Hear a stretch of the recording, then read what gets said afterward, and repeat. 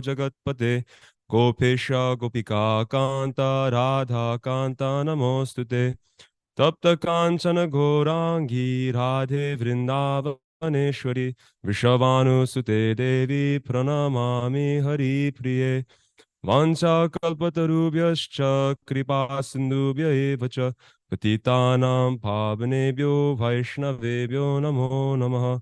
Shri Krishna Chaitanya Prabhu Nityananda Shri Advaita Gadadhar Shivasari Gaura Bhakta Vrinda. Hare Krishna Krishna Krishna Hare Hare Hare Rama Rama Rama Hare Hare. Jai, thank you so much for being here. And please bless me so that I may speak something beneficial and in line with the Siddhanta. Okay, so we'll be reading from chapter 4. Let's see, text 40.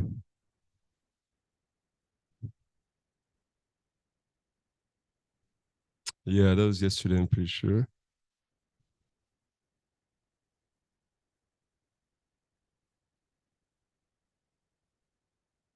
Chapter 4, text 40.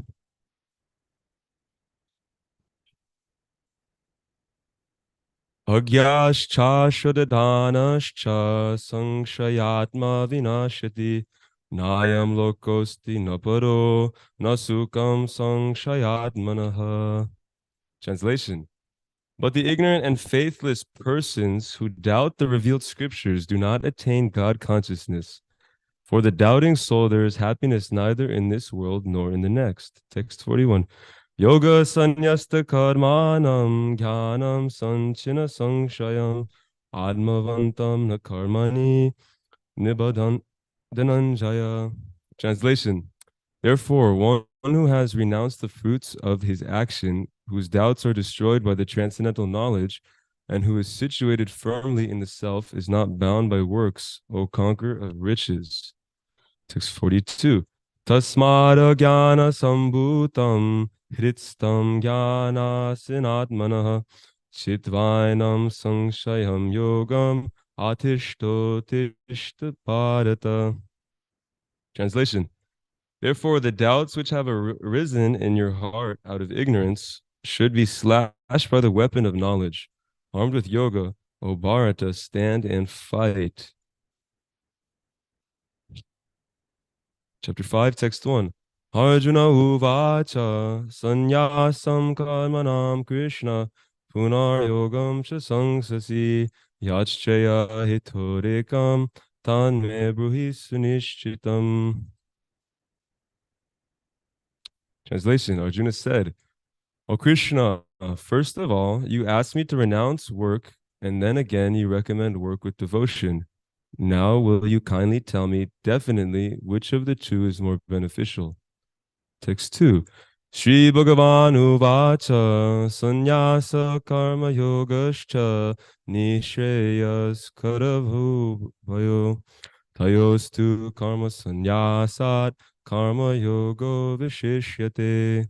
Translation. The Blessed Lord said, the renunciation of work and work in devotion are both good for liberation. But of the two, work and devotion, devotional service is better than renunciation of works. Text 3. Geya sa nitya sannyasi yona dveshti na kankshati nirdvando hi mahabaho sukham bandhat pramuchate. Translation. One who neither hates nor desires the fruits of his activities is known to be always renounced. Such a person, liberated from all dualities, easily overcomes material bondage and is completely liberated, O mighty armed Arjuna. Text 4. Sankhya yoga pritag bala pravadanti na panditaha ekam apyastita samyak ubayor vindate palam. Translation. Only the ignorant speak of karma yoga and devotional service as being different from the analytical study of the material world, Sankhya. Those who are actually learned say that he who applies himself well to one of these paths achieves the results of both. Text 5. Yat sankhya prapyate stanam taryogarapi gamyate ekam sankyam cha yogam cha ya pashyati sa pashyati. Translation: one who knows that the position reached by means of renunciation can also be attained by works in devotional service, and who therefore sees that the path of works and the path of renunciation are one, sees things as they are. Text 6.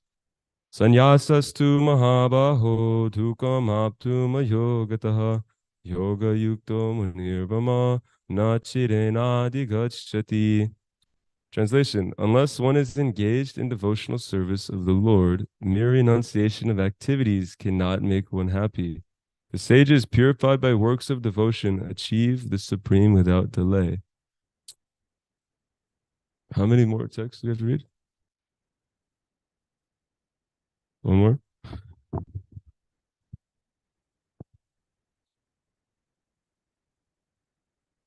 So we chanted six?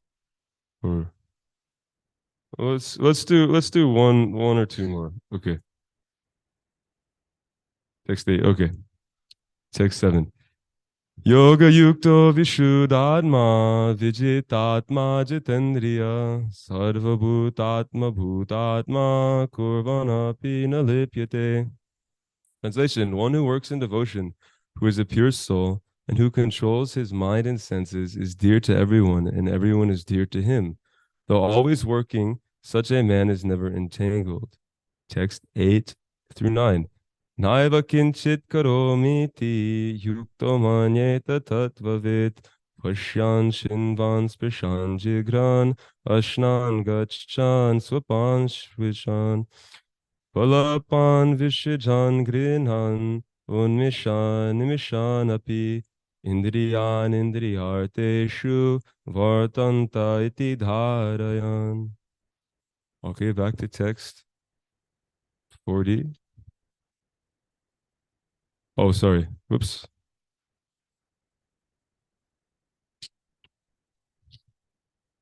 A person in the divine consciousness, although engaged in seeing, hearing, touching, smelling, eating, moving about, sleeping, and breathing, always knows within himself that he actually does nothing at all. Because while speaking, evacuating, receiving, opening, or closing his eyes, he always knows that only the material senses are engaged with their objects and that he is aloof from them.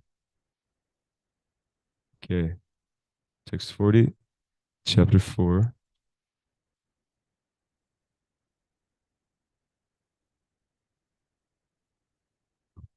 Translation: but ignorant and faithless persons who doubt the revealed scriptures do not attain God consciousness.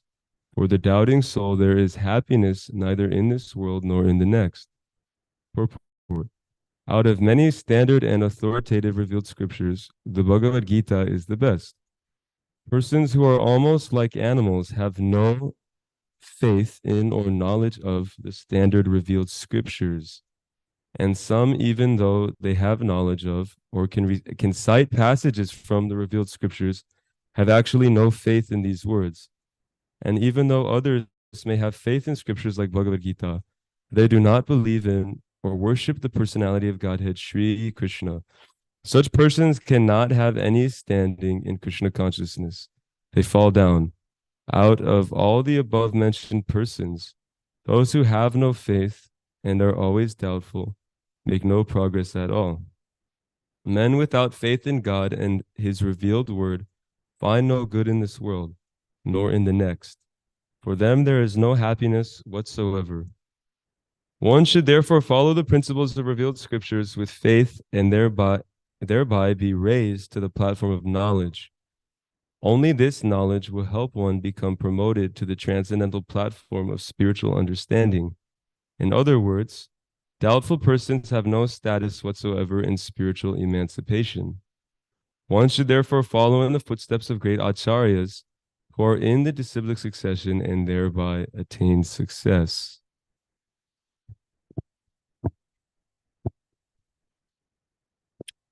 So in yesterday's nice class, we were hearing a very nice verse. Tadvidi pranipatena. So Krishna says, Tadvidi pranipatena, that actually just try to learn the truth by approaching a spiritual master.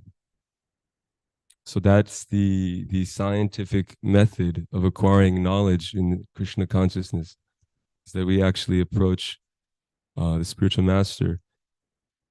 And what is that truth that Krishna is speaking of in the purport in the previous verse? It's actually nice. Prabhupada says, uh, actually, Krishna says, Dravya Mayad Yagyaj Jnanam Yagya Parantapa Sarvam Karma Kilam Parta. So these are the different kinds of sacrifices that we've been hearing of. So, Dravya Mayad, the sacrifice of material possessions. Jnana Yagya, sacrifice of knowledge. And Sarva Karma Akilam, the sacrifice of fruitive activities. And the purport, I'm reading the purport to this verse, text 33 of the 4th chapter. In the first sentence, Prabhupada says, the purpose of all sacrifices is to arrive at the status of complete knowledge, then to gain release from material miseries, and ultimately to engage in loving transcendental service to the Supreme Lord Krishna. Krishna consciousness. So tadvidi panipatena. Tat, that knowledge of different sacrifices. So when Krishna says, just try to learn the truth by approaching a spiritual master. Truth is in reference to the sacrifices. So Krishna is talking about the different sacrifices. What actually is the best way to utilize our time in the human form of life? Sacrifice. We hear that from the Vedas. Performing sacrifice. Then we hear the different kinds of sacrifices. Karma yoga, jnana yoga, these different ones that Krishna is mentioning here. Dravya mayad, sacrifice of material possessions, engaging our material possessions in Krishna's service. So we inquire from the spiritual master, paripashnena sevaya, and render service, sevaya. Our inquiries, spiritual master, he tells us what is the best use of our time, to engage in sacrifice. And he informs us of the purpose of sacrifice. First and foremost, Prabhupada says here, the purpose of sacrifices is to arrive at the status of complete knowledge. Complete knowledge. So Krishna says, Bhoktaram Yagatapasam, Sarvaloka Maheshwaram, Suridam Sarvabhutanam. So complete knowledge in Krishna consciousness, that Krishna is, he's Bhoktaram Yagatapasam. He's the object of sacrifice. He's the object of our work and our austerities. He's the enjoyer. So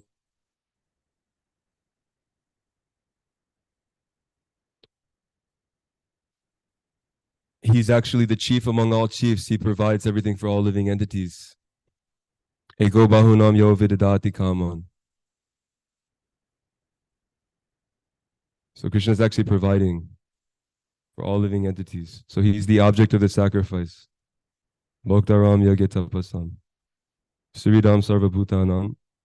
He's the friend of all living entities, and he's situated in the hearts of all living entities. Ishwar sarvabhutanam hrideshe arjuna tishtati.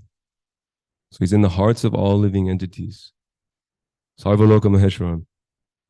He's actually the owner of all the planets, and all the demigods are actually but parts and parcels of his different limbs, the different limbs on his body of the demigods. And so supplying Krishna sacrifice is meant for Krishna, and like that the entire whole creation, everything is benefited. So purpose of sacrifice is to arrive at the status of complete knowledge, and from our inquiring from the spiritual master, we actually learn that.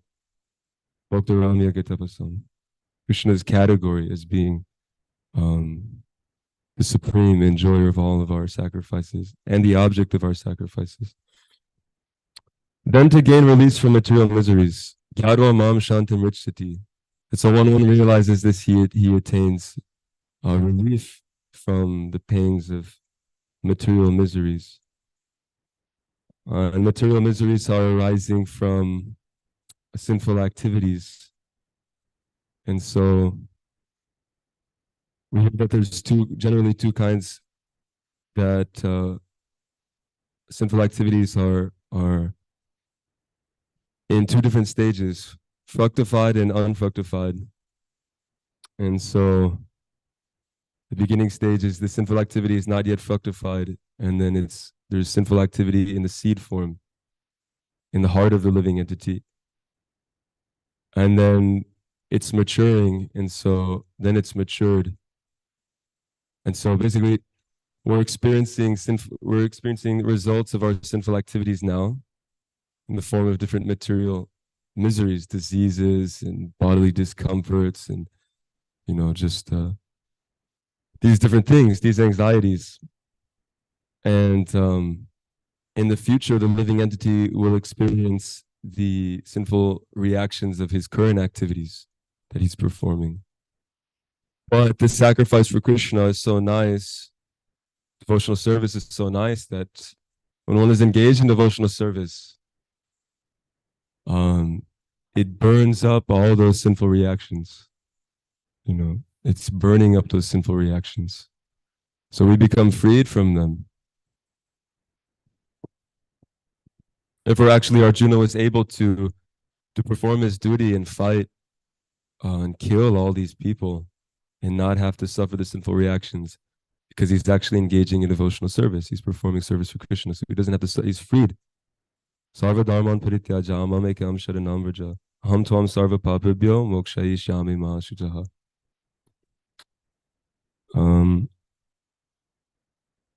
And ultimately, to engage in loving transcendental service to the Supreme Lord. So on that platform, one is freed from material miseries. Brahma Bhuta Prasanatma Nashochati Nakangshati Sama Sarveshu Bhuteshu Madbhaktim Labate Param. That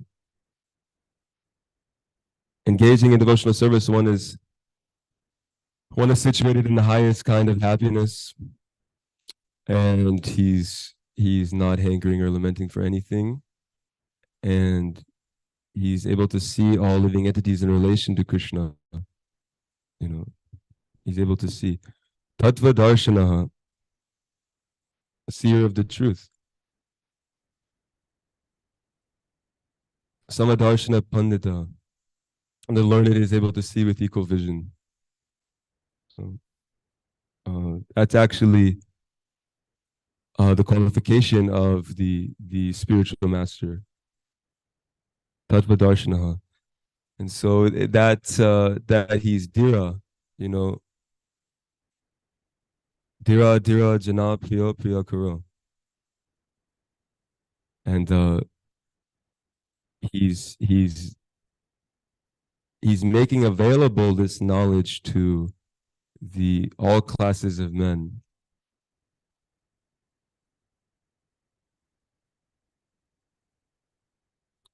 And he's Nashotati Nakangshati. His intelligence is fixed. Vyavasayadmika Buddhir. His intelligence is totally fixed. He's engaged in devotional service. His intelligence is one-pointed. He's controlling his mind, his speech, all of his activities. He's free from all of these material miseries, and he's simply engaging in devotional service. His senses are controlled and engaged properly in Krishna's service, and therefore he's totally free from sinful activity and their concomitant results to lust, envy, anger, greed, all these different things. And so he's perfect state of consciousness. So that's the qualification of the teacher. And Krishna's the spiritual master, and Krishna's presenting this. Just try to learn the truth of this Krishna consciousness, this sacrifice for Krishna from this individual. This Tattva Darshana, the person who's actually seen the truth, the seer of the truth, who's Dhira, who's a Brahmana and a Vaishnava, and who's actually equally disposed towards all living entities. He's equally merciful towards all living entities, all classes of men. And then these classes of men, they have respect for such an individual. Because somebody who's not envious, who's not competing with the rest of the world, who's totally aloof from trying to enjoy his senses, is not envious. He makes friends with all living entities, all kinds of living entities, and he's able to impart that knowledge unto them. He's a very merciful individual. So we're meant to approach such an individual and inquire from him and render service unto him. And he imparts that knowledge. What is sacrifice? What is the proper action? What is the best use of my time? And what is the purpose of those activities? The purpose is ultimately Krishna, knowledge of Krishna, who is God, and to be situated in devotional service to Krishna, which is so nice. But instead, in this day and age, people are going to all kinds of other individuals for their knowledge.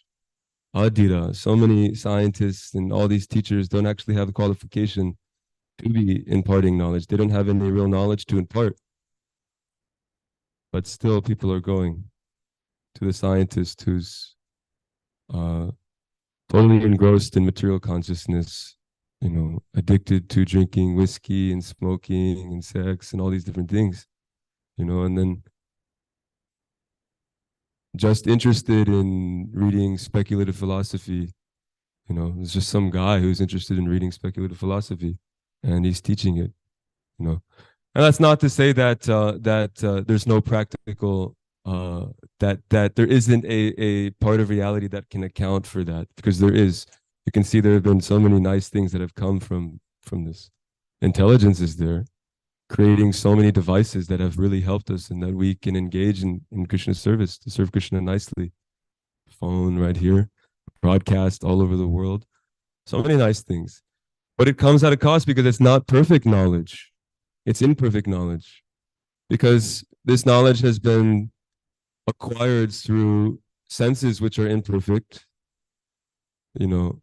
from a conditioned living entity who's prone to cheating, prone to making mistakes, who's actually in Maya, and there's no system, there's no parampara there, there's no real system. It's just speculation and using senses to acquire knowledge. And because it's imperfect, so many crazy things also happen. Nuclear weapons,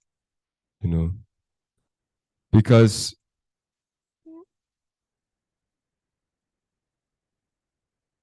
like animals, just defending, using the intelligence to come up with ways to with more advanced ways to defend oneself,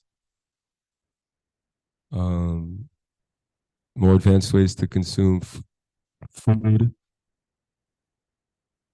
more advanced ways to have sex, and more advanced ways to live comfortably. But so many problems are there.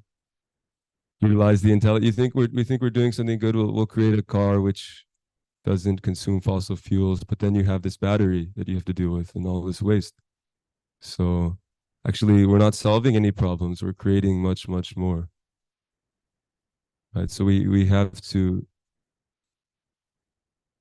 to abandon these so-called sources of knowledge, and we have to accept the real bona fide authority, the Shastra, Bhagavad Gita, Srila Prabhupada. So these are the bona fide sources of knowledge. And Krishna speaking Bhagavad Gita, the perfect person. Tavi hesha gunamayi mama maya dharatetya. Mam evaye prapadente mayam etam tarantite. So if we actually want to cross over from that state of ignorance, that state of illusion, we have to just surrender to the perfect person. Follow his instructions, And here he's telling, Tadviri pranipatena. Just approach that person who's actually seen the truth. Right? Srila Prabhupada, his representatives. So they're willing to give that knowledge to everyone, regardless of all kinds of distinctions, race, uh, class, anything, nothing. There's no impediment. That knowledge, freely distributing that knowledge.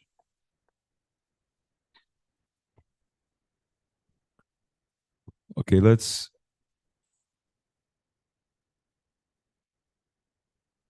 get back on track here with chapter 4, text 41.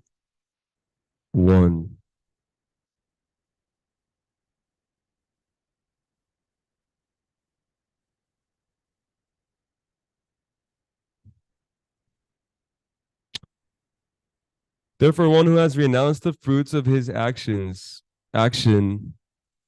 whose doubts are destroyed by transcendental knowledge, and who is situated firmly in the self, is not bound by works, O conqueror of riches. One who follows the instructions of the Gita as it is imparted by the Lord, the personality of Godhead himself, becomes free from all doubts by the grace of transcendental knowledge. He, as a part and parcel of the Lord, is in full Krishna consciousness, is already established in self-knowledge.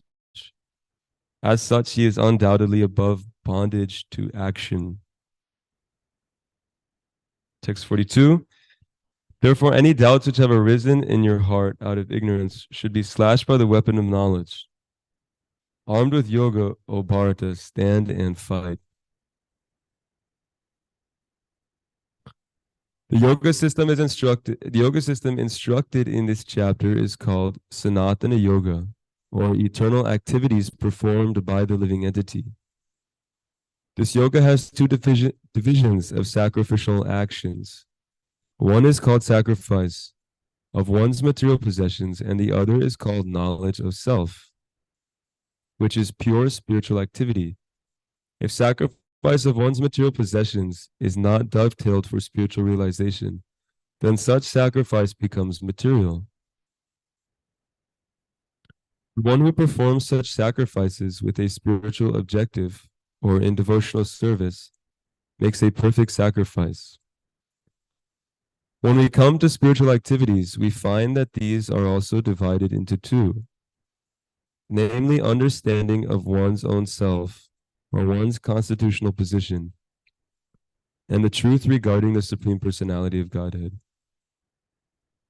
So that's complete knowledge in Krishna consciousness.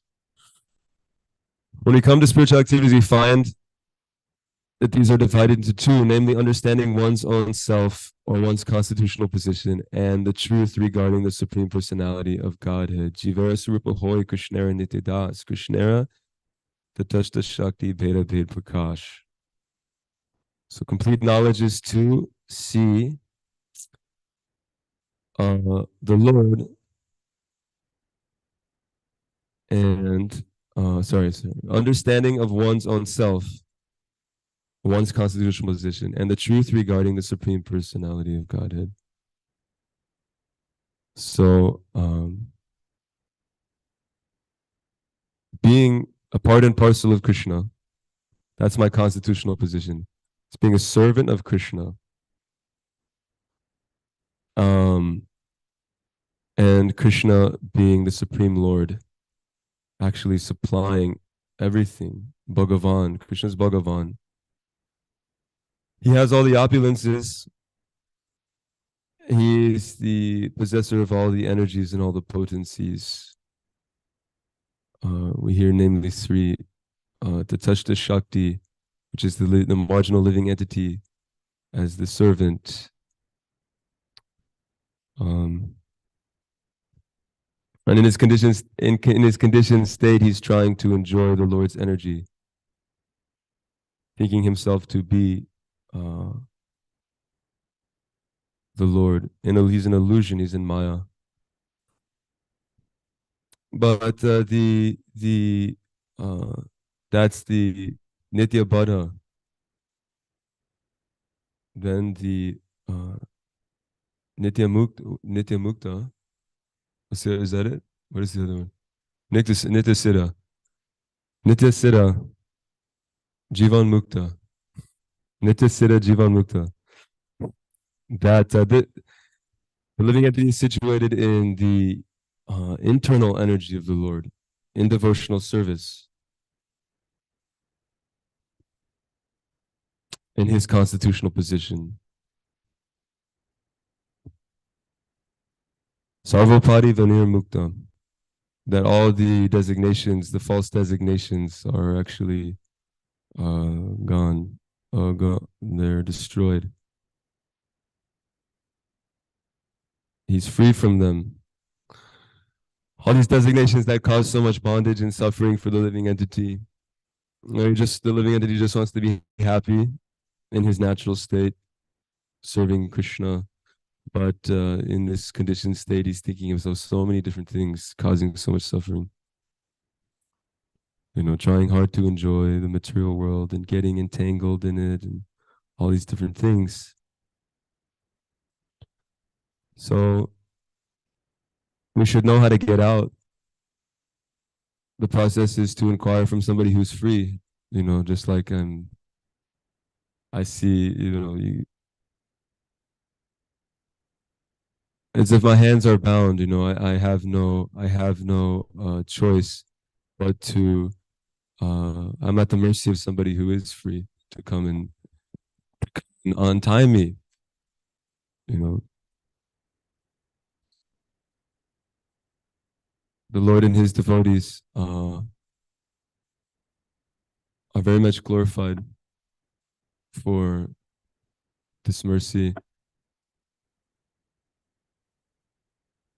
Like Srila Narottam Das Thakur sings or prays, Tandira Charana Sevi Bhakti Sane Bas, Janame Ho E Janame Ho E Avilas.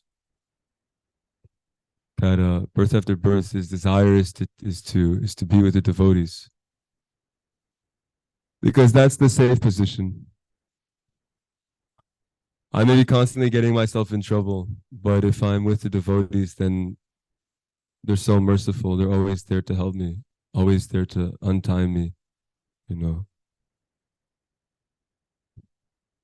Satatam Kirtayanto Mam, the devotees of the Lord are always engaged in topics of Krishna, talking about Krishna, very much anxious to talk about him. And free from sin, that's the qualification of the devotee, is that he's not sinning. He's just engaging in devotional service, hearing and chanting about the Lord. And because the Lord is transcendental and he's totally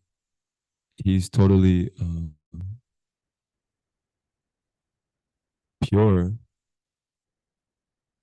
Pavitram, this knowledge is pure. Knowledge of Krishna is pure. Hearing about Krishna is pure. Then if we're in that atmosphere, there's no chance of ever really becoming in such a danger. Forgetting who we are, forgetting who Krishna is. Krishna says, Janma karma chane divyam evam yo veditat pitaha.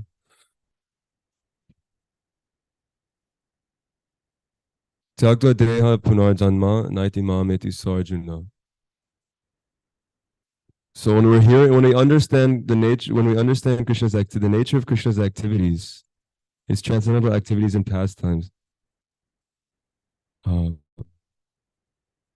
we attain a nature like his, a transcendental nature, in the clutches of the material nature, where we can become bound in a network of suffering, sinful activities. And so in the association of devotees, we're hearing about Krishna's activities. And so we attain that transcendental nature. Therefore, all the acharyas are speaking like that. And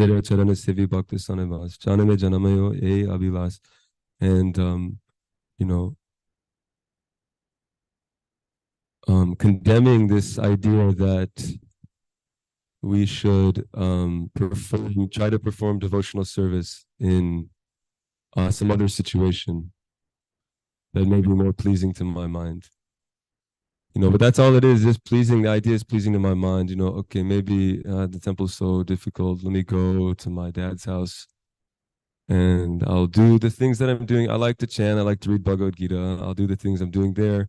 But actually, the mind is just, it's like playing chess. It wants to get you in a position where then, okay, you're in a position now, and then so many other things happen. So this is condemned. Is that actually the only thing that I have is the association of the devotees. I don't understand the Bhagavad Gita. I don't understand any. I don't have any taste or anything for chanting. I don't have any relationship with Krishna. So the only thing I have is the devotees, the mercy of the devotees. It's like, and from that, then I may get a little glimpse of what this is. Spiritual master imparts the knowledge, and so totally at the mercy of the devotees. And like Lord Shiva says, the devotees' worship of the Vaishnava is even greater than worship of Vishnu. Even more pleasing to Krishna is worship of the devotees. The devotees are very worshipable, supremely worshipable. I forget which acharya prays like this, but one is praying that he wants to take birth as a dog in the house of a Vaishnava. That's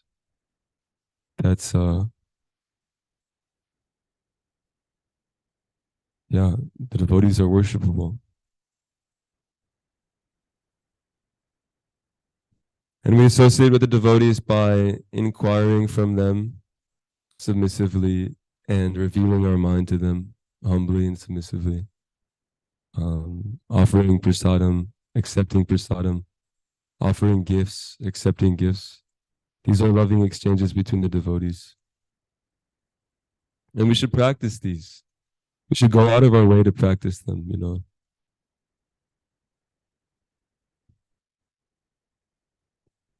Okay, chapter 5. Let's see. Text 1.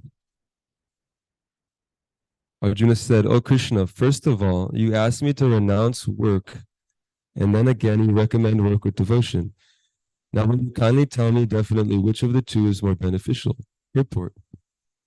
In this 5th chapter of the Bhagavad Gita, the Lord says that work in devotional service is better than dry mental speculation. Devotional service is easier than the latter because, being transcendental in nature, it frees one from reaction.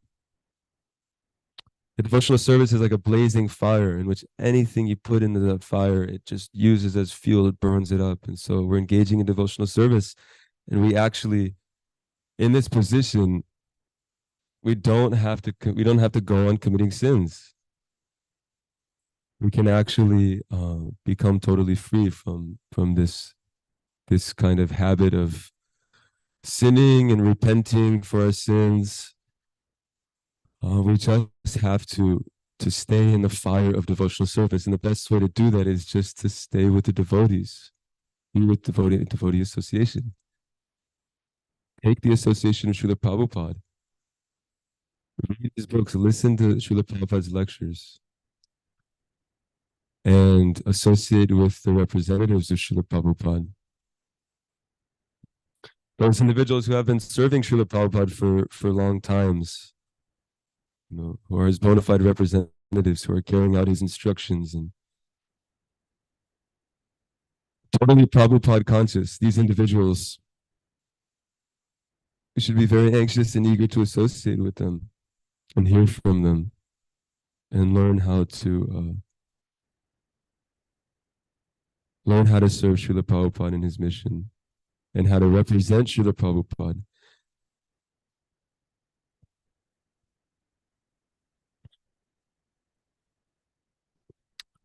Okay, let's see. In the 2nd chapter, preliminary knowledge of the soul and its entanglement in the material body were explained. How to get out of this material engagement by buddhi yoga or devotional service is also explained therein. In the 3rd chapter, it was explained that a person who is situated on the platform of knowledge no longer has any duties to perform. And in the 4th chapter, the Lord told Arjuna that all kinds of sacrificial work culminate in knowledge. However, at the end of the fourth chapter, the Lord advised Arjuna to wake up and fight, being situated in perfect knowledge. Therefore, by simultaneously stressing the importance of both work in devotion and inaction in knowledge, Krishna has perplexed Arjuna and confused his determination. Arjuna understands that renunciation in knowledge involves cessation of all kinds of work performed as sense activities. But if one performs work in devotional service, then how is work stopped? In other words, he thinks that sannyasam, or renunciation in knowledge, should be altogether free from all kinds of activities, because work and renunciation appear to him to be incompatible. He appears not to have understood that work in full knowledge is non-reactive and is therefore the same as inaction. He inquires, therefore, whether he should cease work altogether or work with full knowledge. Yeah, Krishna consciousness is so nice.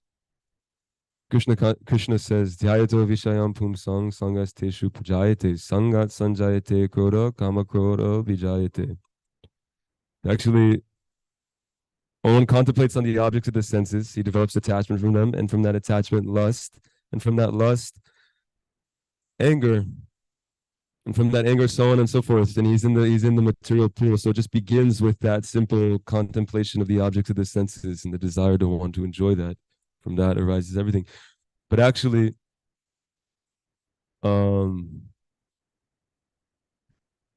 if one contemplates on Krishna, he's got he develops the desire to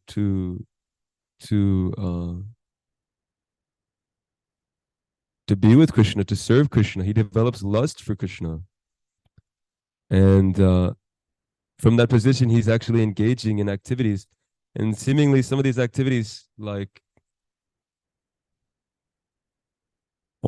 on the surface level, might seem like, okay, well, the devotees aren't doing anything different from these other individuals, and we're saying that the activities that those individuals are doing bind them to the material world, but the activities that we're doing, even though they're seemingly the same thing, are bringing us closer to or is the perfection of our life. That's the goal. We're engaging in devotional service, and these activities are liberating us.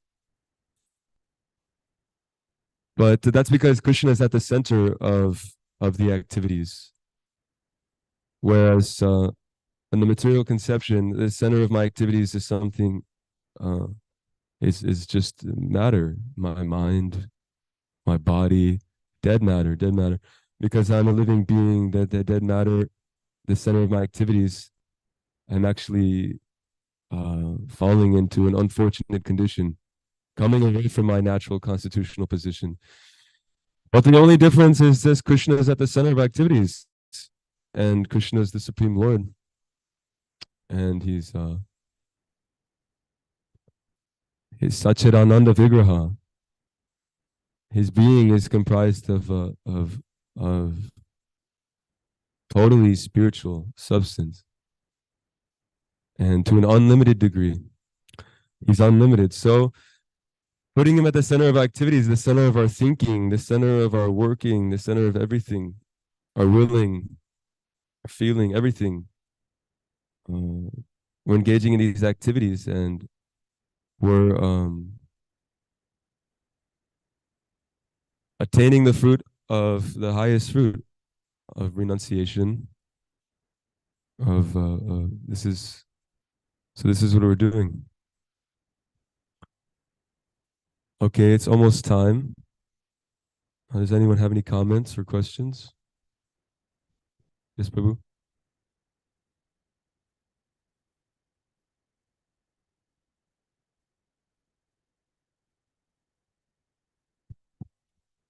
Yeah, I like this.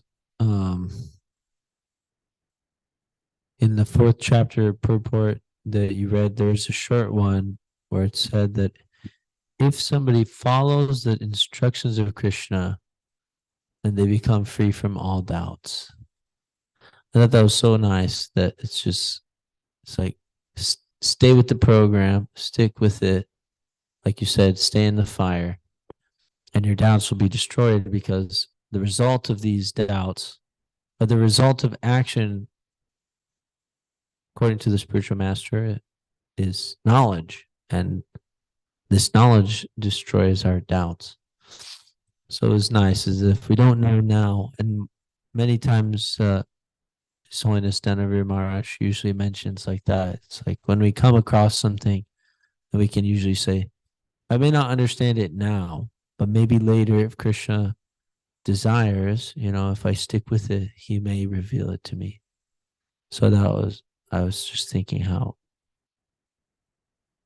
because that's what usually devotees say. Say, don't give up, just stick with it.